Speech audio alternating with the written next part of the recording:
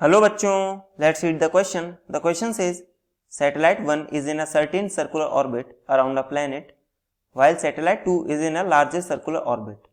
Which satellite has longer period? देखिए question में क्या दिया गया है.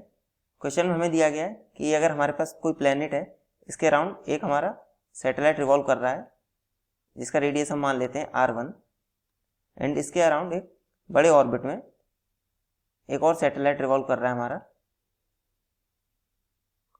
तो इसका हम रेडियस मान लेते हैं R2. तो यहाँ से हमें क्लियरली क्या दिख रहा है कि जो हमारा R2 है this should be greater than R1. अब हम इस क्वेश्चन का की कॉन्सेप्ट बताएंगे कि हम क्या कॉन्सेप्ट इसमें यूज करेंगे. देखिए अगर हमें टाइम पीरियड की बात करी गई है कि किसका टाइम पीरियड ज़्यादा होगा, तो इसके लिए हम जानते हैं हमारा कौन सा लॉ होता है, केपलर्स लॉ. ये केपलर्स लॉ क्या कहता है? केपलर्स लॉ हमारा बोलता है कि अगर हमारी दो सैटेलाइट हैं और रिवॉल्व कर रही हैं दो ऑर्बिट में, या फिर किसी भी सैटेलाइट के लिए टाइम पीरियड उसका क्या होता है, t² is directly proportional to R3. ये हमारा केपलर्स लॉ. अब हम इसी लॉ को यूज करते हुए क्वेश्चन सॉल्व करेंगे.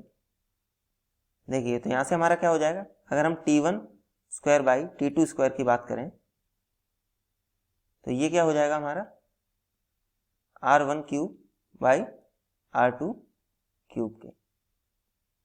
तो this implies t1 by t2 this should be equals to under root of R1³ by R2³. अब हम जानते हैं कि हमारा R1 is less than R2. This implies हमारा जो t1 कैसा, t1 will be less than t2. तो टाइम पीरियड हमारा किसका ज्यादा होगा, second satellite.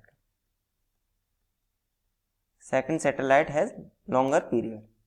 Therefore, the correct answer for this question is second satellite has longer period. This implies T2 is greater than T1.